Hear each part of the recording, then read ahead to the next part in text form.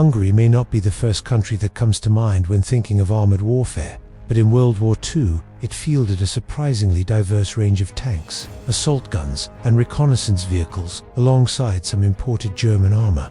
In this video, we'll look at 5 of the most iconic German tank destroyers that fought across the Eastern and Western fronts. From early improvised solutions to purpose-built hunters of Allied armor, these tank destroyers were engineered for a single purpose: to hunt, engage, and destroy enemy tanks. Marder I, improvised tank destroyer. The Marder I was one of Germany's earliest attempts to counter the rapidly improving armor of Soviet and Allied tanks. Built on captured French chassis, most commonly the Lorraine 37L, this improvised tank destroyer mounted a powerful 75mm PaK 40 anti-tank gun in an open-topped fighting compartment, with relatively thin armor protection, typically only 10 to 30mm.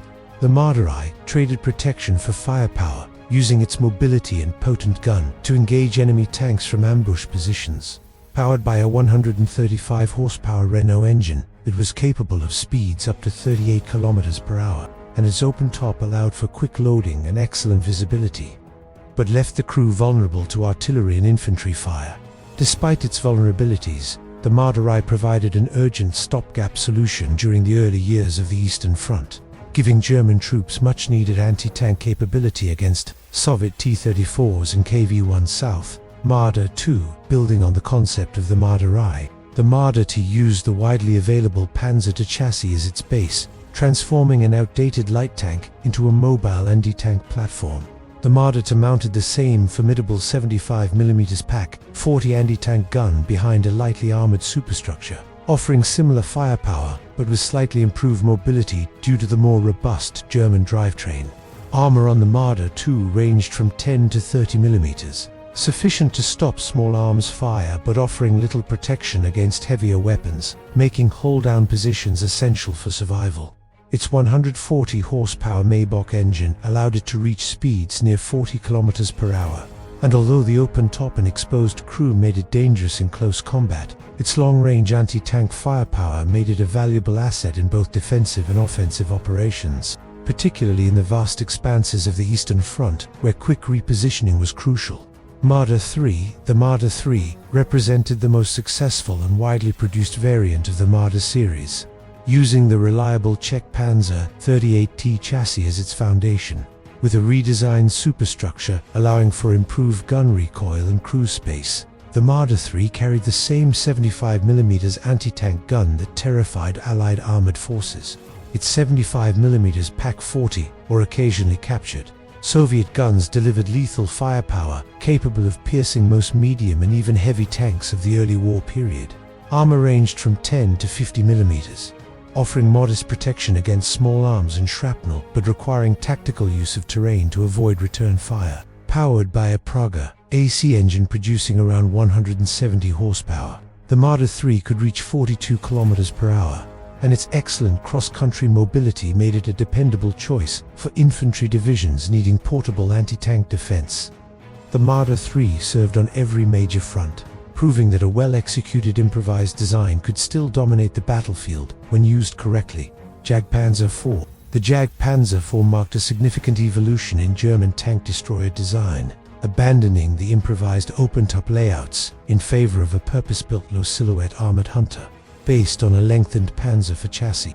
The Jagdpanzer IV mounted a long-barreled 75mm PaK 42L70 gun within a fully enclosed case, providing excellent frontal protection and significantly improving crew survivability. With sloped armor up to 80mm thick at the front, it offered far greater resistance to enemy fire than its Marder predecessors, and its low profile made it difficult to spot on the battlefield. Maybach HL 120 engine delivered 300 horsepower, allowing speeds of up to 40 km/h, while the 4-man crew could operate efficiently under fire. The Jagdpanzer IV excelled in defensive ambush roles, using terrain and camouflage to strike enemy armor at long range, and became a staple of German armored defense from Normandy to the Eastern Front in the later years of the war.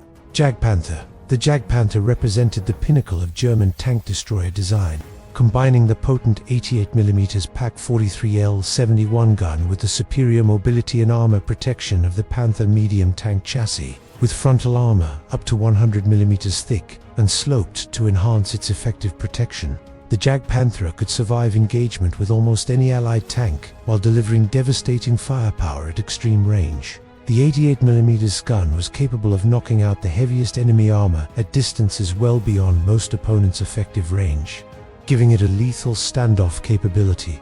Powered by a 700 horsepower Maybach HL230 engine, it could reach speeds near 46 km per hour despite its weight, and the well-trained 5-man crew could rapidly engage multiple targets in succession. Deployed primarily on the Eastern Front and in the defense of Western Europe late in the war, the Jagdpanther became feared by Allied tank crews for its combination of firepower, armor, and precision, a true embodiment of German armored doctrine.